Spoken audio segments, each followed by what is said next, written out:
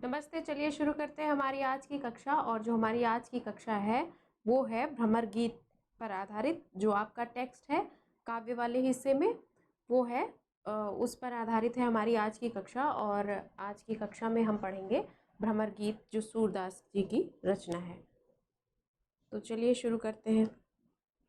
भ्रमर गीत के विषय में हम पहले कुछ बातें समझ लेते हैं। जैसे हम सभी जानते हैं जो सूरदास जी की रचनाएं हैं उनमें से 3 प्रमुख रचनाएं मानी जाती हैं। कौन कौन सी? एक सूरसागर, सुरसारावली और साहित्य लहरी। ठीक है, ये 3 रचनाएं सूरदास जी की प्रमुख मानी जाती हैं। प्रमुख कहें या फिर कहें कि प्रसिद्ध मानी जाती है, ऐसा कह सकते हैं हम। और सूरसागर जो है उसी में 5000 पदों का संकलन है। ठीक है, 12 स्कंद है, सबसे बृहत्तम रचना हम कह सकते हैं। ठीक है, तो 5000 पद इसमें संकलित हैं और कुल 12 स्कंद हैं सूरसागर में। सूरसागर में जितने स्कंद हैं उतने ही श्रीमद् भागवत में हैं। तो कई सारे विद्वान या कुछ आलोचक जो हैं वो हमारे कह देते हैं कि ये जो सूरसागर है सूरदास जी के द्वारा रचित जो सूरसागर है वो श्रीमद् भागवत का ही अनुवाद है। लेकिन ध्यान रखिए कि श्रीमद् भागवत का हम अनुवाद क्यों नहीं कह सकते सूरसागर को, क्योंकि सूरसागर जो है और श्रीमद् भागवत जो है उसमें एक अंतर है। और वो अंतर क्या है? श्रीमद् भागवत में योग, वैराग्य, ठीक है, और वैष्णव जो भक्ति है वो वैष्णव प्रपत्ति की भक्ति है। ठीक है, वैष्णव प्रपत्ति की प्रतिष्ठा का ज्ञान मिलता है। ठीक है, श्रीमद् भागवत में। लेकिन जो सूरदास का सूरसागर है उसमें क्या होता है? उसमें योग नहीं है। ठीक है, उसमें भक्ति का महत्व है, ज्ञान की जगह प्रेम का महत्व है। इसलिए हम सूरसागर को अनुवाद नहीं कह सकते श्रीमद् भागवत का। ठीक है, तो ये बात आप ध्यान रखिएगा। ठीक, और दोनों के विषय में एक और अंतर है और वो अंतर है कि सूरदास के 10वें स्कंद में माफ करिएगा, सूरसागर के जो 10वां स्कंद है उसमें लगभग जो 400 पद हैं वही क्या है? वही है भ्रमर गीत सार। और ये नाम किसने दिया? ये नाम दिया आचार्य रामचंद्र शुक्ल ने। ठीक है, और आगे चलकर इसको संशोधित किया किसने? विश्वनाथ मिश्र ने। ठीक, इसको भी आप ध्यान रखिएगा। अब ये जो भ्रमर गीत सार जो आज हम पढ़ेंगे इसकी प्रतीकात्मकता क्या है? तो भ्रमर गीत में जो भंवरा है वो एक स्वेच्छाचारी कीट है। ठीक है, ध्यान रखिएगा। भ्रमर गीत में जो भंवरा है वो स्वेच्छाचारी कीट है। स्वेच्छाचारी का मतलब जो भंवरा होता है, आप देखते हैं ना, जो भंवरा होता है वो एक फूल से दूसरे फूल पर मंडराता है और फूलों का रस लेता है। एक फूल का रस लिया, फिर उस फूल को वो छोड़ देता है और दूसरे फूल पर जाता है।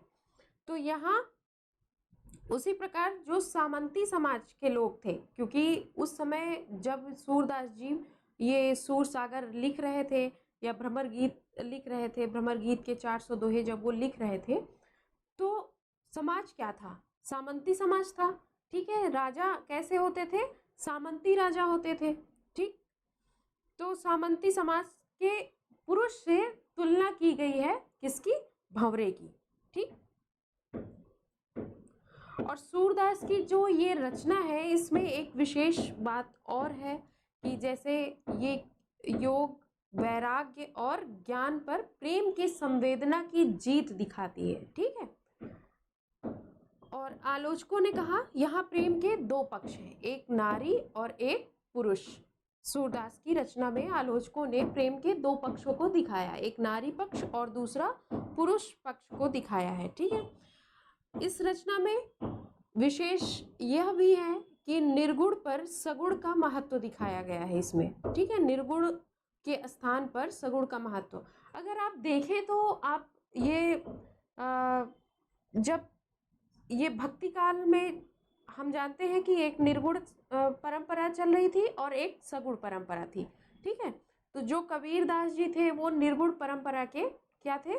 संत थे। ठीक है, रचनाकार थे, कवि थे। तो जो निर्गुण ब्रह्म को मानने वाले थे उनका खंडन कर रहे थे तुलसीदास और सूरदास। तो जो सूरदास का भ्रमर गीत है ये इस पर खूब चोट करता है। ठीक, निर्गुण सगुण का आपको खूब विवाद इसमें देखने को मिलेगा। तो निर्गुण के स्थान पर सगुण का महत्व, योग के स्थान पर भक्ति का महत्व यहाँ दिखाया गया है, ज्ञान के स्थान पर प्रेम का महत्व दिखाया गया है, अभिजात्य के स्थान पर चेतना का महत्व दिखाया गया है, ठीक। और शहरी परिवेश के स्थान पर ग्रामीण संस्कृति का महत्व इस भ्रमर गीत सार में आपको देखने को मिलेगा, ठीक। निर्गुण और सगुण के ऐतिहासिक विवाद को जैसा मैं बता चुकी हूँ आपको, ये दर्शाता है, ठीक है। और जो सूरदास जी थे और सूरदास जी के जो गुरु थे वल्लभाचार्य, वो दोनों निर्गुण और सगुण दोनों ब्रह्म को मानते थे। ऐसा नहीं है कि निर्गुण ब्रह्म को ये बिल्कुल ही खारिज करते थे, नहीं, ये निर्गुण ब्रह्म को मानते थे, लेकिन ये सगुण ब्रह्म को ज़्यादा, मतलब ब्रह्म का जो सगुण रूप है उसको ये ज़्यादा महत्व देते थे। तो पूरा का पूरा जो भ्रमर गीत है वो आपको निर्गुण और सगुण के द्वंद्व से भरा हुआ मिलेगा, ठीक। और जो यहाँ गोपियाँ हैं वो प्रेम को मानती हैं, इसलिए क्या करती हैं, निर्गुण का उपहास करती हैं। कैसे करती हैं, अभी जब हम आगे देखेंगे, अर्थ को समझेंगे, तब आपको ये समझ आ जाएगा कि गोपियाँ कैसे उपहास कर रही हैं निर्गुण ब्रह्म का, ठीक है। तो यहाँ सबसे पहला जो है वो है, गोकुल सबय गोपाल उदासी, जोग अंग साघत जय ऊधो, ते सब बसत ईसपुर काशी, जदपि हरि हम तजी अनाथ, कर तदपि रहत चरणन रस राशि, अपनी शीतलता ही न छाड़त, यद्यपि है शशि राहु गरासी, ठीक है। का अपराध जोक लिख पठवत, प्रेम भजन तहि करत उदासी, सूरदास ऐसी को बिरहीन, मांगति मुक्त तजे गुण राशि। अब आप यहाँ देखिए कि कुछ कुछ जो इस भ्रमर गीत सार में कुछ शब्द हैं उनके अर्थ पूछे जाते हैं। तो पहले हम उन शब्दों को समझ लेंगे, उसके बाद फिर हम एक एक करके इनका जो प्रसंग है वो देखेंगे, व्याख्या को समझेंगे, और इस पद में विशेष क्या है इसको भी समझ लेंगे, ठीक है। और हमारे टेक्स्ट में जो भ्रमर गीत सार लगा हुआ है वो आचार्य रामचंद्र शुक्ल की पुस्तक से लगा हुआ है, ठीक है, जो उन्होंने संपादित किया था लगभग। तो आज हम लगभग 7 से 8 दोहों को, क्योंकि ये संभव नहीं है कि हम एक क्लास में ही सारे के सारे दोहों को कर लें, ठीक है, उनकी व्याख्या कर लें। तो हम कोशिश करेंगे कि आपके लिए 1, 2 भाग या 3 भाग, जितने में ये इसकी हम व्याख्या कर लेंगे उतने आपके लिए कक्षाएं उपलब्ध कराएंगे, ठीक है। तो चलिए शुरू करते हैं। सबसे पहले यहाँ पर देखिए, जोग अंग अष्टांग, ठीक है। जोग, जोग का मतलब है योग, ठीक। जोग मतलब हो गया क्या, जोग मतलब हो गया योग, ठीक। जोग अंग साधत जय ऊधो, तो यहाँ पर जोग अंग का मतलब क्या हो गया, योग, ठीक है। जोग अंग अष्टांग का मतलब हो गया योग से, ये सारे योग से ही जुड़े हुए हैं, ठीक है। ईसपुर, देखिए, ऊधो ते सब बसत ईसपुर। अब ईसपुर क्या है, ईसपुर का मतलब होगा, ईसपुर काशी यहाँ कह भी रहे हैं, तो ईसपुर का मतलब होगा शिव की नगरी, ठीक है। काशी किसकी नगरी है, शिव की ही नगरी है, तो ईसपुर का मतलब हुआ शिव की नगरी, ठीक। रस राशि,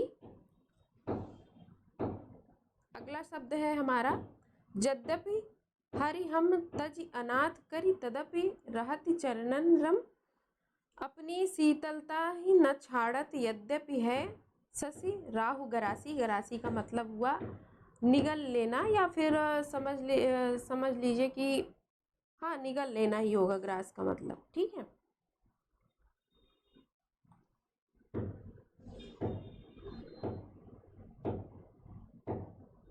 गरासी का मतलब, एक तो 2 अर्थ होंगे इसके, एक होगा निगल लेना, एक होगा ग्रस्त, ठीक। ग्रासी का मतलब ग्रस्त होता है। ठीक, फिर है का अपराध जोग लिख पठवत प्रेम भजन तज कर करत उदासी। अब देखिए तज का मतलब होगा छोड़ देना, ठीक है, त्याग करना।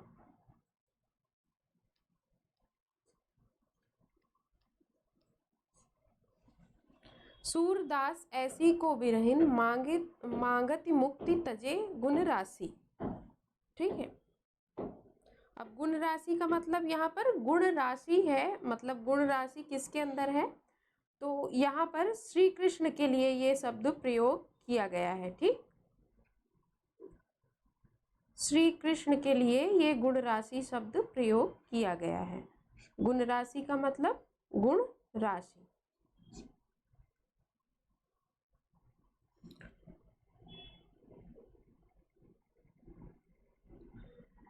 और इसमें कोई ऐसा शब्द है,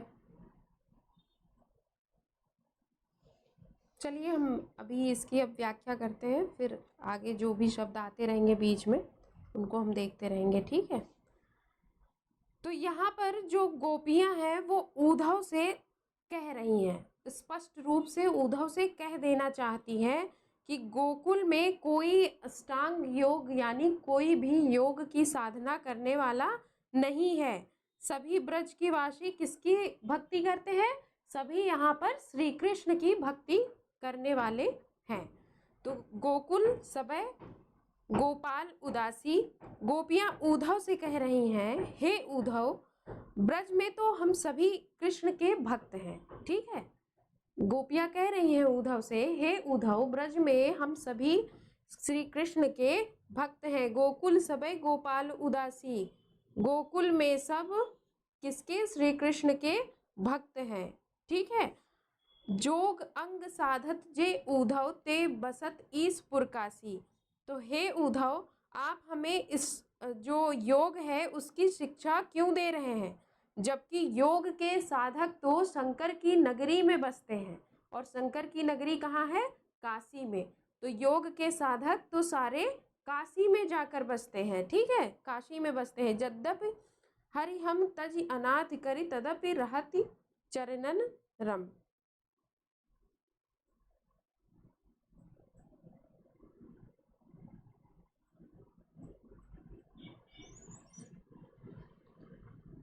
तो तीसरी पंक्ति का अर्थ होगा आपका कि यहाँ पर गोपियां क्या कर रही हैं, उद्धव से व्यंग कर रही हैं। ठीक है, उद्धव के ऊपर व्यंग कसती हैं, और व्यंग भी क्या कर रही हैं कि जो शिक्षा आपको काशी में देनी चाहिए वो शिक्षा आप कहाँ दे रहे हैं, कृष्ण की स्थल जो जन्म स्थली है उस पर यानी ब्रज में दे रहे हैं, गोकुल में दे रहे हैं। आपको ऐसा नहीं करना चाहिए, जबकि आपके देखिए यद्यपि हरि हम तज अनाथ करी तदपि रहत चरणन रस राशि। ठीक है, यहाँ पर रस राशि होगा।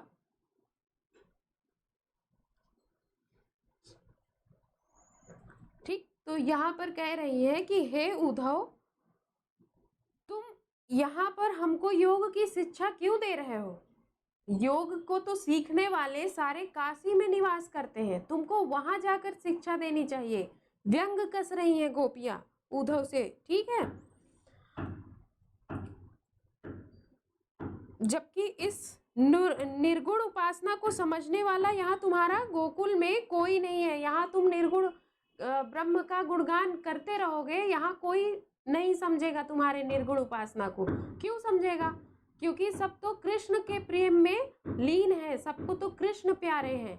जब भाई अगर कोई किसी के सगुण रूप से प्रेम कर रहा है, कोई कृष्ण से प्रेम कर रहा है, कृष्ण खुद ही 16 कलाओं में क्या है, पूर्ण है। ठीक है, तो कोई ऐसे ब्रह्म को क्यों पूजने लगेगा जिसका कोई रूप ही नहीं है, जिसका कोई आकार ही नहीं है। तो इसी बात पर गोपियां उद्धव से तंज कस रही हैं। गोपियां उद्धव से कह रही हैं, हे उद्धव ब्रज में तो हम सभी कृष्ण के भक्त हैं और आप हमें यहाँ योग की शिक्षा देने क्यों आए हैं। अगर आपको योग की शिक्षा देना है तो योग सीखने वाले तो सारे काशी में रहते हैं, शिव की नगरी काशी में रहते हैं, आपको वहाँ जाना चाहिए। यहाँ जो कृष्ण की जन्मस्थली है ब्रज गोकुल, यहाँ पर तुम्हारा कोई निर्गुण ज्ञान नहीं सीखेगा। ठीक है, अब यहाँ पर देखिए, ये पहली लाइन का आपका अर्थ था। ठीक, यद्यपि हरि हम तज अनाथ करी तदपि रहति चरणन रम रस राशि। ठीक है, अब यहाँ पर कह रहे हैं कि भले ही श्री कृष्ण ने हमारा त्याग कर दिया है, भले ही श्री कृष्ण ने हमारा त्याग करके हमको अनाथ जैसा कर दिया, लेकिन हम उनके चरणों में जो आनंद मिलता है हम उसमें ही पगी हुई हैं और उनके चरणों में समर्पित हैं। ठीक है, यहाँ गोपियाँ कह रही हैं उद्धव से कि हे उद्धव, श्री कृष्ण ने हमें भले ही छोड़ दिया हो, यद्यपि हरि सम तज अनाथ करी, भले ही श्री कृष्ण ने, हरि मतलब क्या होता है, श्री कृष्ण। ठीक है, हरि श्री कृष्ण को कहा जाता है। तो यहाँ कह रही है यद्यपि भले ही हमें श्री कृष्ण ने छोड़कर अनाथ जैसा कर दिया है, लेकिन हमको उनकी भक्ति में जो आनंद मिलता है हम उसमें ही लीन रहना चाहते हैं, हम उसी आनंद में पगे रहना चाहते हैं और खुद को तद्यपि रहत चरण रस राशि। ठीक है, तो उनके चरणों में ही हम खुद को समर्पित कर देना चाहते हैं। ठीक,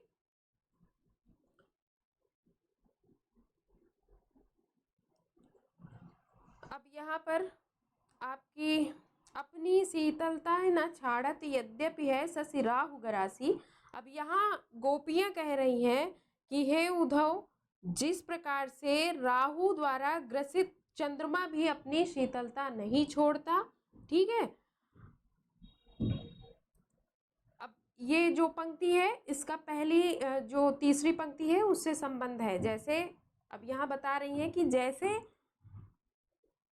जो राहु है, राहु द्वारा ग्रसित होने पर चंद्रमा अपनी शीतलता नहीं छोड़ता है, वैसे ही हम भी श्री कृष्ण के चरणों में समर्पित होकर उनके आनंद रस में पगी हुई हैं। हम भी अपने आनंद रस को नहीं छोड़ सकते, यानी श्री कृष्ण के प्रति अपना समर्पण नहीं छोड़ सकते, भले ही श्री कृष्ण हमको छोड़कर अनाथ जैसा कर चुके हैं। ठीक है, अब यहाँ देखिए, का अपराध जोग लिखि पठवत प्रेम भजन तज करत उदासी।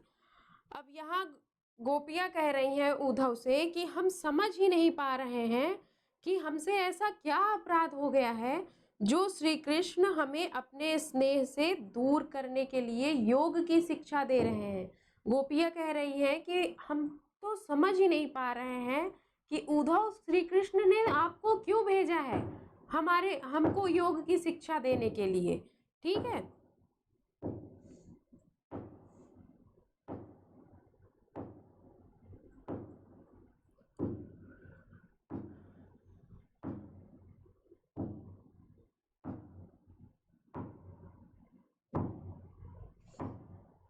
फिर सूरदास ऐसी को विरहिन मांगत मुक्त तजे गुण राशि। अब यहाँ कह रहे हैं कि सूरदास जी कह रहे हैं कि वह कौन सी विरहणी होगी जो श्री कृष्ण का त्याग करके मोक्ष की प्राप्ति की इच्छा करेगी। जैसे माला पिरोए बिना मोतियों की शोभा नहीं होती, उसी प्रकार श्री कृष्ण की भक्ति से दूर होकर मोक्ष संभव नहीं है। ठीक है, ये क्या सूरदास जैसे सारे कवि अपना बीच में नाम डालते थे, वैसे ही सूरदास जी ने भी अपना नाम यहाँ रखा। और यहाँ कहते हैं सूरदास जी कि बताओ भला उद्धव जो है वो निर्गुण ब्रह्म की साधना करने को कह रहे हैं कृष्ण को छोड़कर, तो सूरदास जी कह रहे हैं कि सूरदास जी कह रहे हैं कि बताओ वो कौन सी विरहणी होगी जो श्री कृष्ण का त्याग करके मोक्ष की प्राप्ति चाहेगी। ऐसा गोकुल में कोई नहीं मिलेगा। ठीक है, जिस प्रकार माला पिरोए बिना मोती की शोभा नहीं होती, उस प्रकार श्री कृष्ण से भी दूर रहकर कोई मोक्ष की प्राप्ति नहीं हो सकती।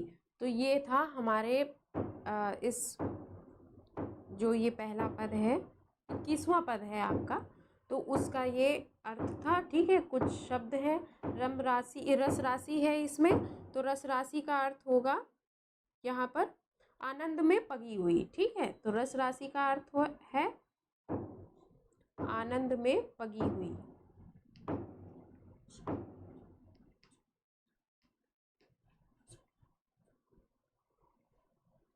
चलिए अब हम अपना दूसरा देखते हैं। 21वें के बाद हमारा ये 23वां है, 22वां है। विशेष उस दोहे में था कि जो गोपियां हैं वो व्यंग करती हैं। ठीक है, उद्धव के ऊपर। अब यहाँ देखिए, जीवन मुँह चाही को नीको, दरस परत दिन रात करती है, कान पियारे पी को, नयन मूंद मूंद किन देखियो, बांध्यो ज्ञान पोथी को, अच्छे सुंदर श्याम मनोहर और जगत सब फीको, सुनो जोग को कालय कीजय, जहाँ ज्ञान ही जी को, खाटी माही नहीं रुचि, माने सूर खबैया घी को। ठीक, तो यहाँ जो शब्दार्थ है उनको देख लीजिए। जो जैसे है मुँह चाही, मुँह चाही का मतलब होता है चहेती या प्रिय। ठीक है, तो आप प्रिय लिखिए। ठीक, और यहाँ जो प्रिय शब्द है वो कुब्जा के लिए प्रयोग किया गया है। किसके लिए? कुब्जा के लिए।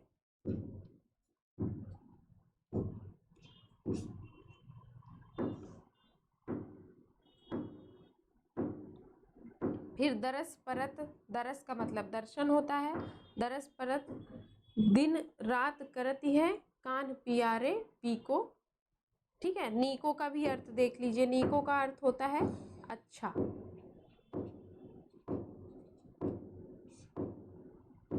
ठीक, परस का अर्थ है यहाँ श्री कृष्ण। परस का अर्थ है श्री कृष्ण।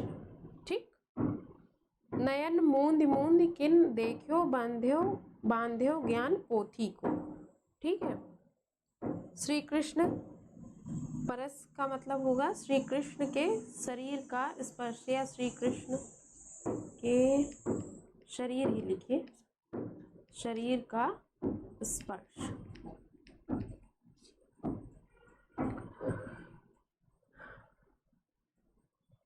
अब यहाँ एक शब्द दिख रहा है किन देखियो। किन देखियो का अर्थ होगा भले ही देखो। ठीक है,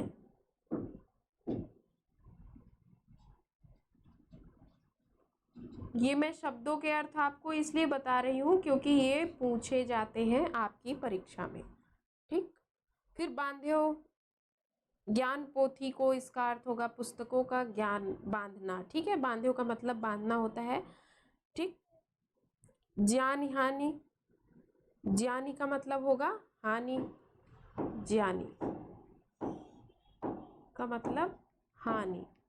मही का अर्थ होगा मट्ठा।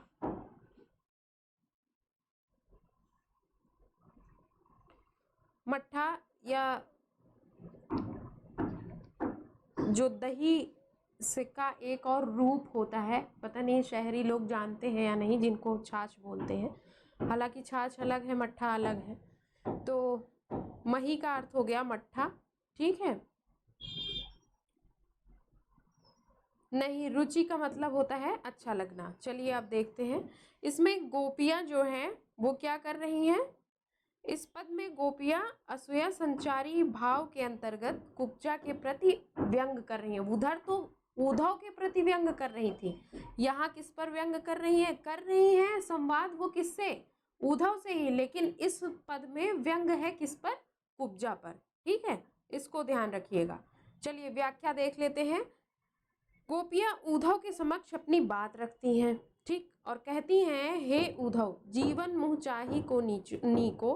तो कहती हैं हे उद्धव, सच कहिए तो जीवन की चहेती यानी जीवन यानी सच कहिए तो जीवन श्री कृष्ण की प्रेयसी। ठीक है, चहेती में का अर्थ होगा प्रेयसी या तो प्रिय। श्री कृष्ण की प्रेयसी का ही अच्छा है। प्रेयसी किसको कहा जा रहा है? कुब्जा को। आप सभी जानते हैं कि कुब्जा, जब मथुरा गए थे कृष्ण जी तो वहाँ एक कुब्जा रहती थी, कुब्जा जिसको कुबड़ निकला हुआ था, तो उसको कुछ श्राप मिला था, जिसका उद्धार कृष्ण ने किया था। वो बड़ी सुंदर स्त्री बन गई थी बाद में। ठीक है, ये कथा सुनाने का समय नहीं है, वरना कथा ही करते रह जाएंगे हम। तो जीवन मोह चाही को नीको, तो यहाँ कहते हैं हे उद्धव, जीवन तो श्री कृष्ण की चहेती या प्रेयसी का ही अच्छा है। और क्यों अच्छा है? दरस परस दिन रात करती है कान पियारे पी को, क्योंकि वो जो प्रियतम है श्री कृष्ण के शरीर का स्पर्श और दर्शन रात दिन कर सकती है। ठीक है, अब बताइए, कृष्ण जी तो उद्धार कर चुके थे कुब्जा का, सिर्फ इसी से गोपियां खटक गई थी। अब क्या रातों दिन कुब्जा कृष्ण के सामने रहती थी, या उनसे विवाह भी तो नहीं हुआ था, लेकिन गोपियों को अच्छा नहीं लगा कि अच्छा कुब्जा का उद्धार कर सकते हैं कृष्ण, और यहाँ हमको छोड़कर चले गए हैं, हमको देखने भी नहीं आ रहे हैं, ऊपर से भेज दिया एक दूत निर्गुण ब्रह्म का ज्ञान सुनाने के लिए, कुछ नहीं सुनना हमको। तो गोपियां उसी मूड में हैं कि कुछ नहीं सुनना और खूब खरी खोटी कहती हैं। तो यहाँ कह रही हैं दरस परत दिन रात करती है क्या कान प्यारे पी को, मतलब रात दिन जो दर्शन कर रही है श्री कृष्ण का, ठीक है, जो उनके श्री कृष्ण के शरीर का स्पर्श कर रही है, उसी का जीवन अच्छा है। ठीक है, उस प्रेयसी या उस श्री कृष्ण की प्रेयसी या उस श्री कृष्ण की चहेती का जीवन अच्छा है हमारे जीवन से। ठीक है, नयन मूंद मूंद किन देखियो बांध्यो ज्ञान पोथी को। अब देखिए, अर्थात वह तो सौभाग्यशाली है, जबकि हम ही लोग क्या है, सुख से वंचित है, जो मैं आपको अभी अर्थ बता चुकी। ठीक, आप भले ही आंखें बंद करके पुस्तकों में सीमित ज्ञान को आधार बनाकर ब्रह्म का साक्षात्कार करने का प्रयास करें, परंतु यह असंभव है। ठीक है, नयन मूंद मूंद किन देखियो बांध्यो ज्ञान पोथी को, भले ही आप हमको पोथी का ज्ञान दीजिए, आंख बंद करके योग साधना करने को बोलिए और कहिए कि आंख बंद करो, योग करो, साक्षात तुमको परब्रह्म के दर्शन होंगे, ये सब बात हमारे लिए क्या है, व्यर्थ है, असंभव है। परंतु यह असंभव है कि कहाँ प्रत्यक्ष की अनुभूति और कहाँ पुस्तकीय ज्ञान। हम क्यों देखें आंख बंद करके उस निर्गुण ब्रह्म को, जब हमारे सामने प्रत्यक्ष श्री कृष्ण है तो। ठीक, अच्छे श्याम सुंदर मनोहर और जगत सब फीको, हमारे लिए तो हमारे जो श्री कृष्ण है वही सारा संसार है, वही सबसे सुंदर है, उन्हीं का रूप सबसे मनोहर है। ठीक है, और बाकी संसार हमको कैसा लगता है, नीरस सा जान पड़ता है, फीको, फीको मतलब नीरस, बिना रस का। ठीक, सुनो जोग को कालय कीजिए जहां ज्ञान ही जी को। ठीक है,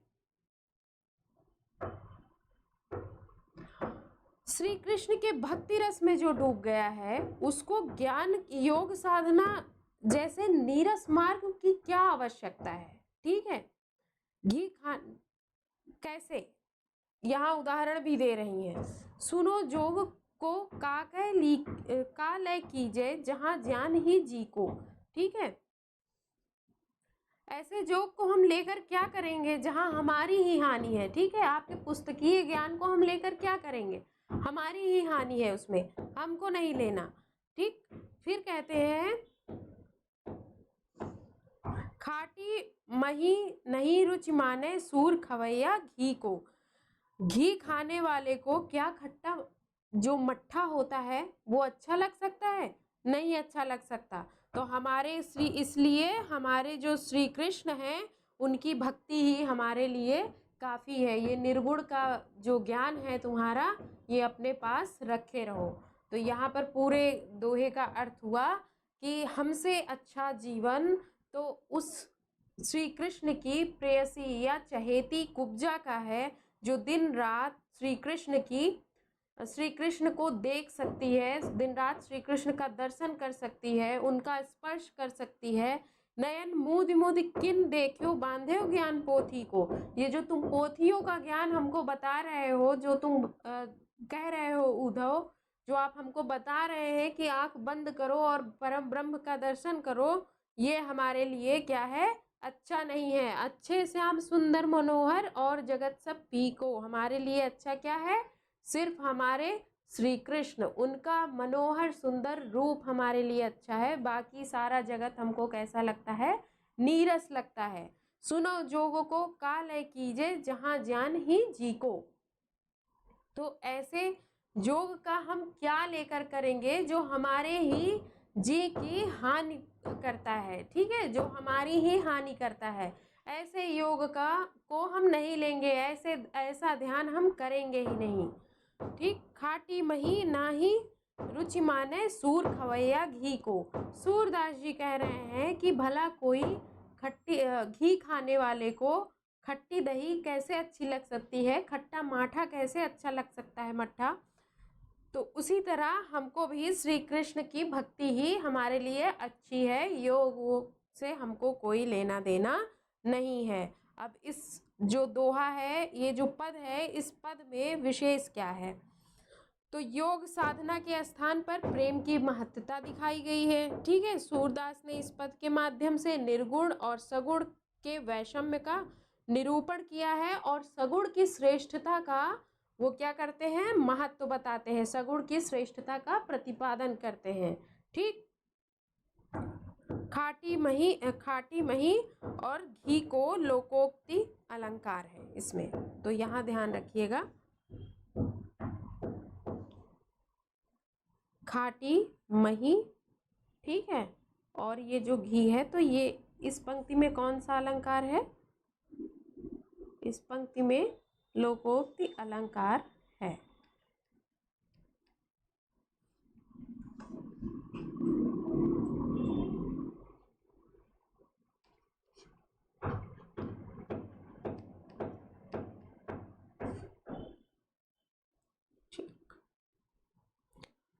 ब्रज भाषा के साथ फारसी शब्द का भी प्रयोग किया है। ज्ञान, ज्ञान क्या है, ज्ञान फारसी शब्द है, तो इसको भी ध्यान रखिएगा।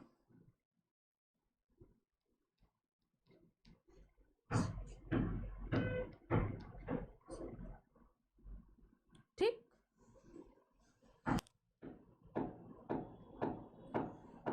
फिर है हमारा जो अगला है दोहा, वो दोहा माफ करिएगा, बार बार मुंह से निकल रहा है। जो हमारा अगला पद है वो है, आयो घोष बड़ो व्यापारी, लादि खेप गुण ज्ञान जोग की, ब्रज में आन उतारी, फाटक दे कर हाटक मांगत, भोरे निपट जुधारी, धुरही ते खोटो खायो है, लिए फिरत सिर भारी, इनके कहे कौन डहकावे, ऐसी कौन अजानी, अपनो दूध छाड़ को पीवे खार कूप को पानी, उधव जाहु सबार यहाँ ते, बेगी गहरू जानी लावो, मुँह मांग्यो पहो सूरज, प्रभु साहु ही आनी दिखायो, ठीक। अब इसमें क्या है, इस पद में उद्धव को ज्ञान का मतलब ज्ञान का व्यापारी दिखाया गया है, ठीक है, और गोपियों ने व्यंग भाव में उद्धव का उपहास किया है। इस पूरे पद में जो उद्धव हैं उनको क्या दिखाया गया है कि उद्धव ज्ञान के क्या है, व्यापारी है, ज्ञान का सौदा करने आए हैं, और गोपियां क्या कर रही हैं, उद्धव का उपहास कर रही हैं। और कैसे उपहास कर रही है, आयो घोष बड़ो व्यापारी। अच्छा, पहले शब्दार्थ देख लेते हैं इसमें जो है हमारे,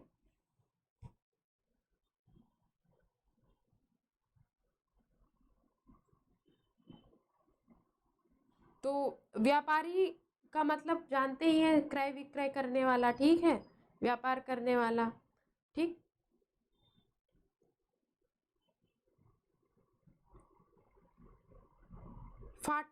फाटक दे कर हाटक मांगत, हाटक का मतलब होता है सोना, फाटक का मतलब होता है फटकन, फटकन या एक तरीके से आप देखिए जो फटका जाता है ना गांव वगैरह में, जो चावल गेहूँ या कुछ भी फटकते हैं तो उसमें से जो फटकन निकलती है, एक तरीके से कहिए भूसी या चोकर। ठीक है, तो फटकन यहाँ पर मैं लिख देती हूँ, फटकन। ठीक,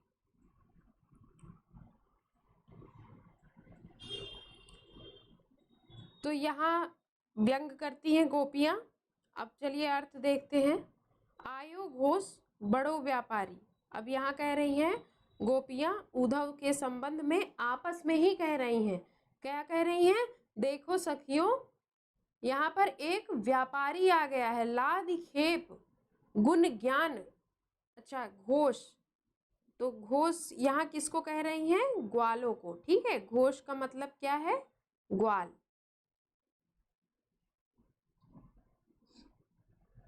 ठीक, आयो घोष बड़ो व्यापारी। देखो सखियों, ग्वालों की नगरी में एक बड़ा व्यापारी आ गया है। लाद खेप गुण ज्ञान जोग की ब्रज में आनी उतारी। अब यहाँ क्या कह रही हैं? बड़ा व्यापारी आया है और यह अपने साथ ज्ञान एवं योग के एक भारी गठरी लेकर आया गया है। ठीक है, एक भारी बोझ जैसी गठरी लाद कर ले आया है अपने साथ। ठीक, तो देखो सखियों, ग्वालों की नगरी में एक बड़ा व्यापारी आ गया है। आपस में सखियां कह रही हैं, किसके? उद्धव के ऊपर व्यंग कस रही हैं, कह रही हैं, और ये आया है और साथ में जो ज्ञान और योग है उसकी बड़ी भारी बड़ा भारा बोझिल गठरी अपने ऊपर लेकर आया है। ठीक है, अपने साथ ले आया है और आकर यहाँ ब्रज में उतार रहा है। ठीक है, आकर यहाँ ब्रज में उतरा है। ठीक है, तो एक बड़ा व्यापारी ग्वालों की नगरी में आया है, अपने साथ एक ज्ञान की गठरी, ज्ञान और योग की बोझ रूपी गठरी लेकर आया है। और कहाँ उतार दिया है? आकर यहाँ ब्रज में उसने अपनी गठरी उतार दी है, या खुद आकर ब्रज में उतर गया है। ठीक, फाटक दे कर हाटक मांगत भोरे निपट जुधारी। अब यहाँ कह रही हैं गोपियां, ज्ञान कह रही हैं हमें यह बिल्कुल भोला भाला जानकर ज्ञान और योग जैसे निसार तत्व रूपी फटकन देकर श्री कृष्ण की जो भक्ति है वो हमसे मांग रहा है। श्री कृष्ण की भक्ति को क्या कहती हैं? सोना कहती हैं। और ज्ञान, फाटक किसको कह रही हैं? ज्ञान। तो यहाँ पर ये भी लिख लीजिए, सोना क्या है? श्री कृष्ण की भक्ति है।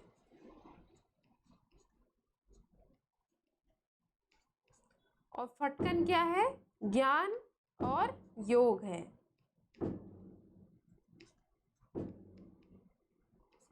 ठीक, तो ज्ञान और योग की जो अपनी ये गठरी लेकर आया है, जो एक बड़ी भारी गठरी ले आया है ज्ञान योग की, उसमें से ये क्या दे रहा है? अपना ज्ञान और योग वाला हमको क्या दे रहा है? फटकन दे रहा है और हमसे सोना मांग रहा है, श्री कृष्ण की भक्ति मांग रहा है। यानी उनके कहने का मतलब है कि हमसे ये श्री कृष्ण की भक्ति छोड़ने को कह रहा है और कह रहा है कि ज्ञान और योग करो। क्योंकि अच्छा, उद्धव आए क्यों थे? उद्धव को तो श्री कृष्ण ने भेजा था, बड़े समय हो गए थे, गोपियों को देखा नहीं और नंदगांव के विषय में कुछ उनको पता नहीं था। तो श्री कृष्ण और उद्धव जो थे वो बड़े ज्ञानी थे, तो उनको एक बार घमंड हो जाता है अपने ज्ञान पर। उनको लगता है कि मैं बहुत बड़ा ज्ञानी हूँ और मुझको सब कुछ आता है। और फिर श्री कृष्ण जी उनके उद्धव की इस मंशा को जान जाते हैं, भांप लेते हैं और वो भेजते हैं कि चलो ठीक है, तुमको हम भेजते हैं अपनी गोपियों के पास। भले ही वो तुम्हारी तरह नहीं पढ़ी, लेकिन वो तुम्हारा घमंड तोड़ देंगी। और उद्धव आ जाते हैं, अपना ज्ञान का लेक्चर देते हैं और गोपियां जो है उनको खारिज करती हुई चलती हैं। ठीक, तो यहाँ भी वो कह रही हैं कि सोना रूपी श्री कृष्ण की भक्ति हमसे मांग रहा है और अपना ज्ञान योग रूपी फटकन हमको दे रहा है। ठीक है,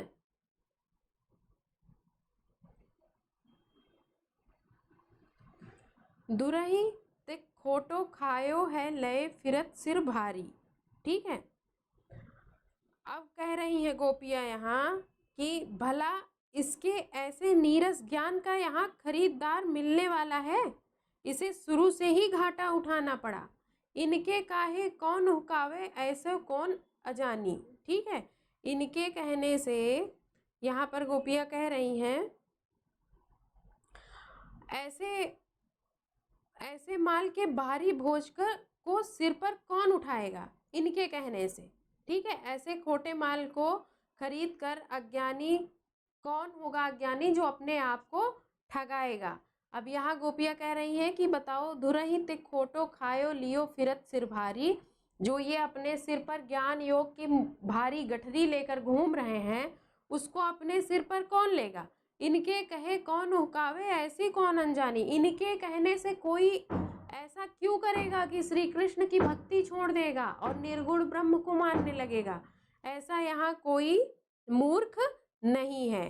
ठीक है, अपनो दूध छाड़ को पीवे खार कूप को पानी। इनके कहने से ऐसा कोई यहाँ मूर्ख है भला। ऐसा यहाँ कौन मूर्ख होगा जो अपने घर का दूध छोड़कर खारा पानी पीने लगेगा, कुएं का खारा जल पिएगा। ऐसा कोई नहीं है। कहने का तात्पर्य गोपियों के है कि या श्री कृष्ण की मधुर भक्ति छोड़कर कौन शुष्क और कटु निर्गुण ब्रह्म की उपासना करेगा। भाई, जिसको हमने देखा ही नहीं, जो हर गुणों से तीत है, गुणातीत है, उसको दुख नहीं होगा, सुख नहीं होगा, किसी का आभास नहीं, वो प्रेम नहीं कर सकता, वो साथ में बैठ नहीं सकता, तो हम ऐसे ब्रह्म को क्यों पूजेंगे। हम तो श्री कृष्ण को पूजेंगे, और श्री कृष्ण को छोड़कर ऐसे ब्रह्म को हम क्यों पूजेंगे। ठीक है, उसी तरह जैसे कोई अपना घर का दूध छोड़कर कुएं का खारा जल क्यों पिएगा भाई। तो कौन ये समझाए उद्धव को। ऐसे गोपियां आपस में बात करती हैं। ठीक है, उद्धव जाहु सवार यहाँ ते बेगी गरहु जानी लावी, मुँह मांग्यो पैहो सूरज प्रभु सहाहु आनी दिखाओ। अब यहाँ कह रही हैं, उद्धव को कहती हैं गोपियां कि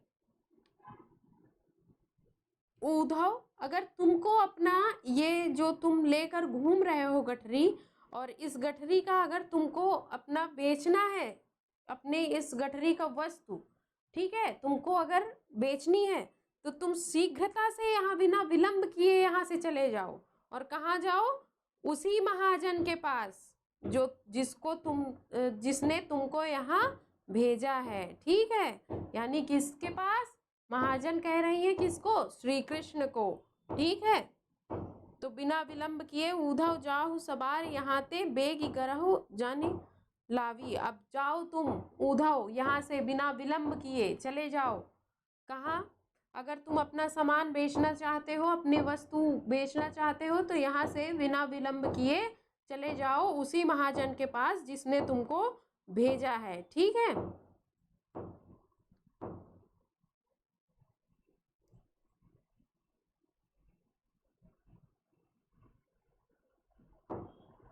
और फिर तुमको इसका मुंह मांगा दाम मिलेगा। ठीक है,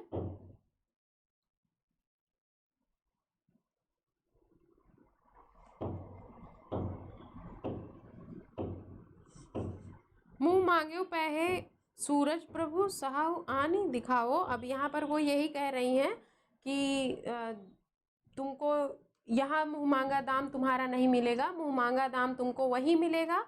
बिना इसलिए जिसने तुमको भेजा है उसी के पास वापस चले जाओ, वही तुमको तुम्हारा मुंह मांगा दाम देगा, हम तो नहीं देंगे, क्योंकि तुम्हारा ज्ञान ये हम खरीदेंगे ही नहीं। ठीक, तो व्यर्थ है तुम्हारा यहाँ पर ये ज्ञान का और योग का उपदेश देना, क्योंकि हम सिर्फ और सिर्फ श्री कृष्ण की यहाँ साक्षात उपस्थिति मानते हैं।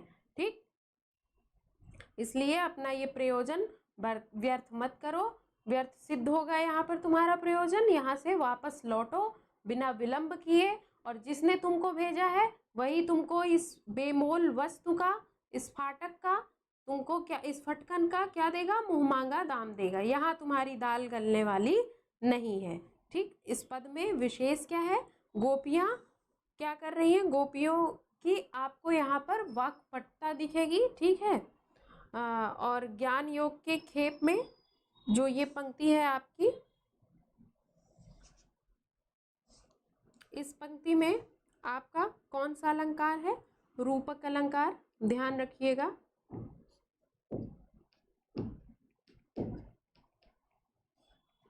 ठीक, इस पंक्ति में आपका रूपक अलंकार है।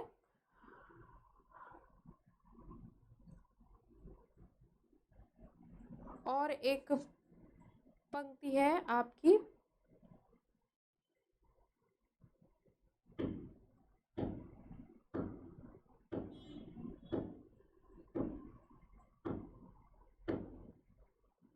ठीक, तो रूपक अलंकार है, आप ये ध्यान रखिए। और इन पंक्तियों में जो प्रतीकात्मकता है उनका भी खूबसूरत प्रयोग किया गया है, तो ध्यान रखिएगा। जैसे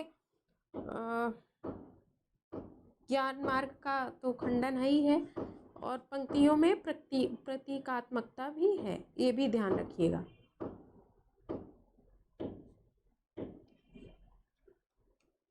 ठीक है, पंक्तियों में प्रतीकात्मकता। अब जो इसमें इम्पोर्टेंट है इस दोहे को लेकर, वो आपको मैं बता रही हूँ। जो अलंकार है किस पंक्ति में है, कौन सा है, विशेष पद में क्या क्या है, वो सब आपको बता रहे हैं। इन पदों की व्याख्या भी कर रहे हैं। और कूप का मतलब होता है कुआं, तो शब्दार्थ जो है यहाँ पर वो भी आपको बताया जा रहा है। आप अब जो भी आपका महत्वपूर्ण है दोहा, इसमें से महत्वपूर्ण तो सभी हैं, ठीक है, पढ़ना आपको सभी है, लेकिन जो परीक्षा के दृष्टिकोण से बहुत महत्वपूर्ण है, हम उनकी व्याख्या अवश्य करेंगे। ठीक,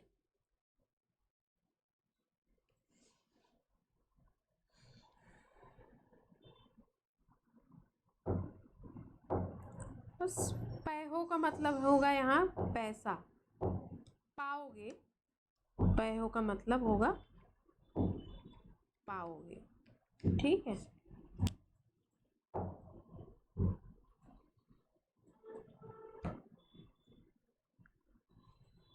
ठीक, तो ये है। और इसमें तो कुछ ऐसा नहीं है जो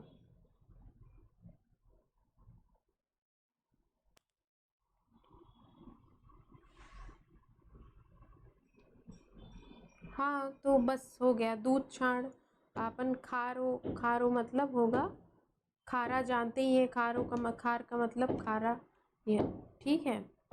लिए सिर भारी, खोटो दुरहित खोटो खायो है, लिए फिरत सिर भारी, इनके कहे कौन उहकावे। उहकावे का मतलब होगा इनको कौन समझाए, ठीक है, कौन सा मूर्ख होगा, ठीक है, जो इनके कहने में आ जाएगा।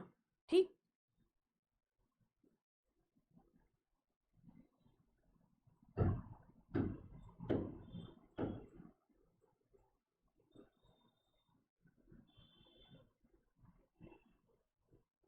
ठीक, इनके कहे कौन उहकावे, उहकावे मतलब ठगावे, लिख लीजिए, ठगावे। ठीक है, चलिए अब देखते हैं, आपको विशेष भी बता दिया। अब चलिए हमारी अगली जो है पंक्ति, हम उसको देखते हैं। आए जोग सिखावन पांडे, पर मारथी पुरननि लादे ज्यो बन जारे टांडे, हमारी गति पति कमल नयन की जोग सीखें तो रांडे, कहो मधुप कैसे समाएंगे एक म्यान दो खांडे, कहूँ खटपद कहूँ षटपद कैसे खयतु है हाथी के संग गांडे, काकी भूख गई बयारी भाखी बिना दूध घृत भांडे, काहे को झाला ले मिलावत कौन चोर तुम टांडे, सूरदास तीनों नहीं उपजत धनिया धान कुम्हांडे। अब यहाँ पर जो गोपियाँ हैं वो उद्धव के ज्ञान का उपहास कर रही हैं, ठीक है, और गोपियाँ उद्धव को अव्यवहारिक मान रही हैं। ध्यान दीजिएगा, इस पंक्ति में गोपियाँ क्या कर रही हैं, उद्धव को अव्यवहारिक मान रही हैं। ठीक है, जो सिर्फ ज्ञान का बोझ ढो रहे हैं, ऊधव, ऐसे व्यक्ति को वो अव्यवहारिक मान रही हैं। चलिए व्याख्या देखिए, आए जोग सिखावन पांडे। तो गोपियां उद्धव पर व्यंग करती हुई आपस में ही कह रही हैं कि ये पंडित, पांडे का मतलब होगा पंडित,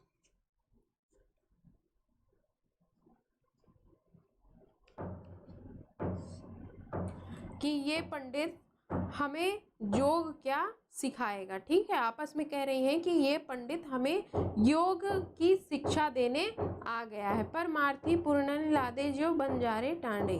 अब यहाँ पर कह रही हैं कि यानी ये मूर्ख, यानी ऐसी मूर्खता यही कर सकते हैं। किसको कह रही हैं? उद्धव को कह रही हैं ऐसी मूर्खता यही कर सकते हैं कि हमको यहाँ पर ये योग सिखाने आए हैं। ठीक है, ये ज्ञानी उपदेशक पुराणों की शिक्षा को लादे वैसे ही घूम रहे हैं जैसे बंजारे व्यापार में माल लादे घूमते हैं। वही बात है, यहाँ भी यही कह रही हैं कि हमारी गतिपति कमल नयन की जोग सीखे तो रांडे। ठीक है, अब यहाँ पर क्या कह रही हैं? कह रही हैं कि हे उद्धव, तुम यह बताओ कि एक कोई हम किसके, श्री कृष्ण की शरण में ही रहते हैं। हमारी मर्यादा किसमें है? श्री कृष्ण की शरण में रहना, उससे अतिरिक्त हम कुछ नहीं कर सकते। या तो योग वही सीखेगा जो एकाकी होगा, जिसका सहारा ना हो।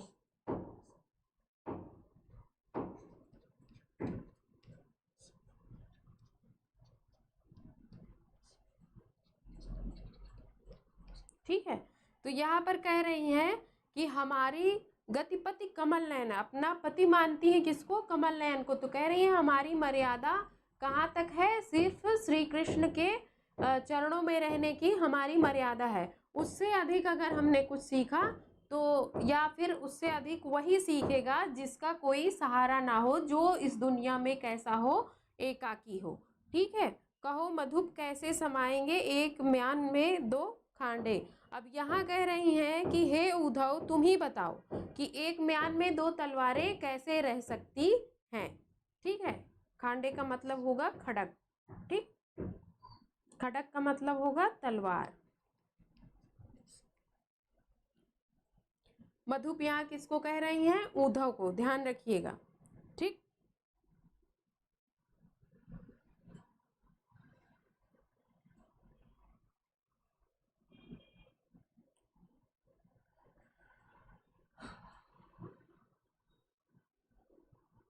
और कह रही हैं कि हे भ्रमर, यानी हे उद्धव, कोई हाथी के साथ गन्ने कैसे खा सकता है? हमें यह बताओ कि बिना मीठी रोटी, घी और दूध खाए मात्र हवा से, ठीक है, कैसे भूख मिट सकती है? भाई उद्धव सिखाते हैं गोपियों को कि खूब प्राणायाम करो, खूब योग करो, तो वो कहती हैं कि बताओ हमको कि कोई हाथी के साथ खड़ा होकर गन्ना कैसे खा सकता है? नहीं खा सकता।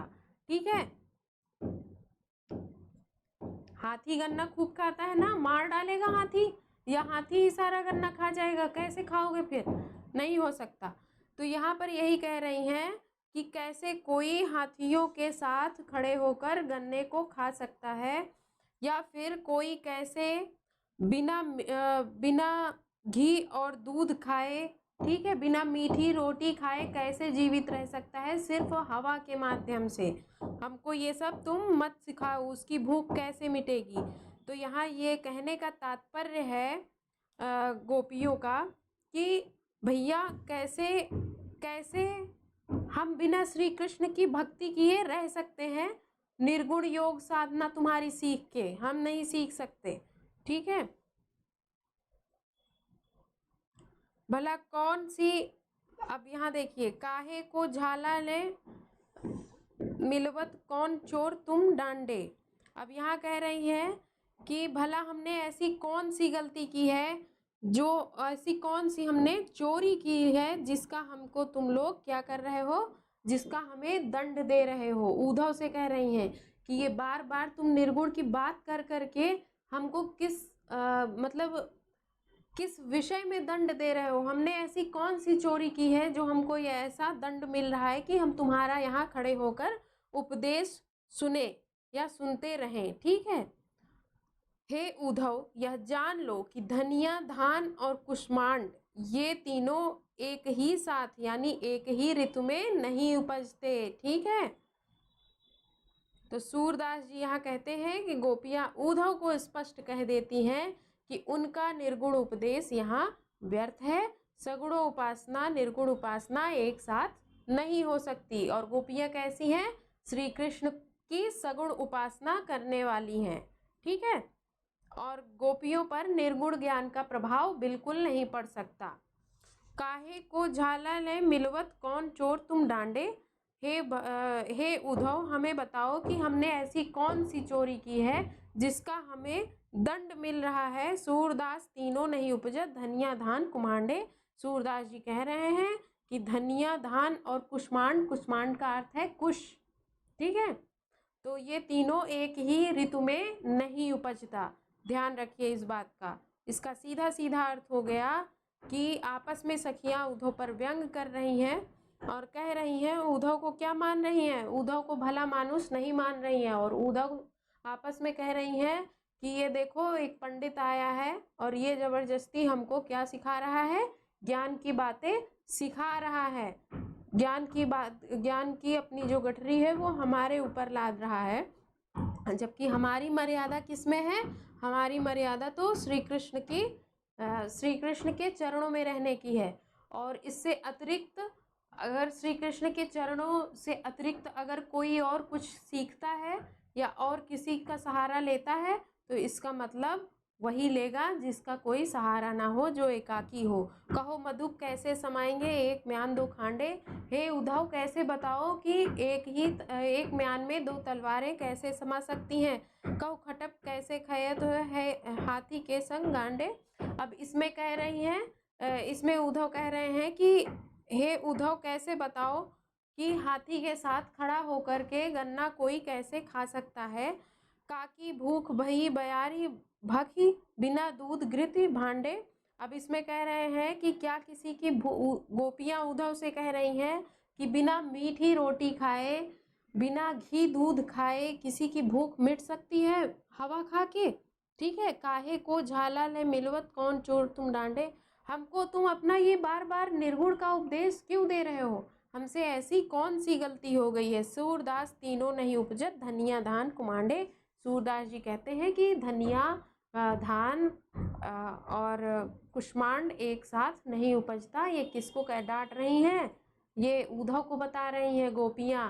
तो यहाँ से तुम चले जाओ अपना व्यर्थ का ज्ञान लेकर, इसका हमारे ऊपर कोई असर नहीं होने वाला है। निर्गुण और सगुण, निर्गुण उपासना और सगुण उपासना एक साथ नहीं हो सकती। ठीक है। तो तुम्हारा ये निर्गुण ज्ञान हमारे ऊपर नहीं पड़ने वाला। ज्ञान का कोई भी फर्क प्रभाव हमारे ऊपर नहीं पड़ेगा तुम्हारे निर्गुण ज्ञान का। इसलिए भगो यहाँ से उद्धव, जल्दी जाओ। अब सूरदास ने इस पद में विशेष देखिए, इस पद में क्या है? इस पद में सूरदास गोपियों के माध्यम से ज्ञान और योग मार्ग पर तीव्र प्रहार किया है। ठीक है। पूरे पद में कौन सा अलंकार है? वक्रोक्ति अलंकार। तो ध्यान रखिएगा, पूरे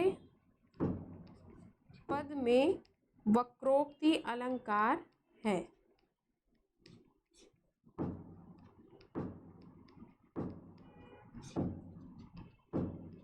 ठीक है।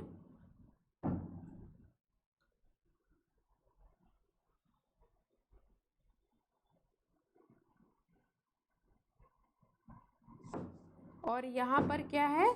यहाँ पर व्यंग दिखाई पड़ेगा आपको। ठीक है। ये सब क्या है? व्यंग भाव है।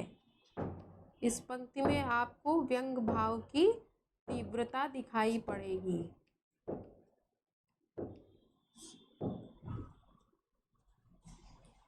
ठीक।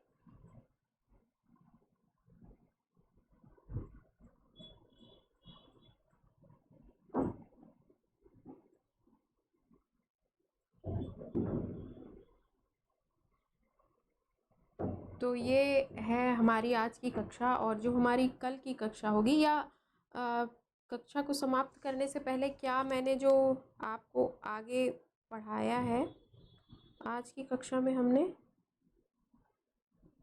कुल 4 दोहों का अर्थ पढ़ा और इन 4 दोहों का क्या, मैंने आपको पहले दोहे का बताया कि इसमें विशेष क्या है।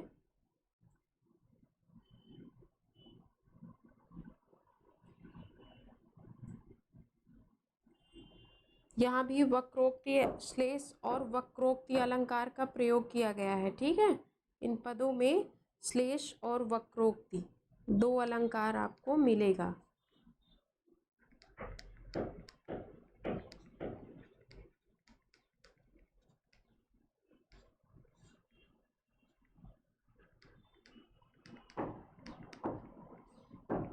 ठीक,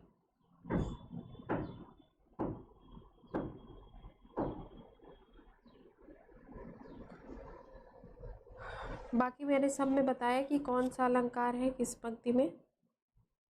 हाँ ठीक है, बाकी के जो हमारे हैं जो और पद हैं उनको हम अपनी अगली कक्षा में देखेंगे और आपको और आपके साथ हर पदों की व्याख्या और प्रसंग लेकर उपस्थित होंगे। तब तक आप पढ़ते रहिए और मुस्कुराते रहिए। धन्यवाद।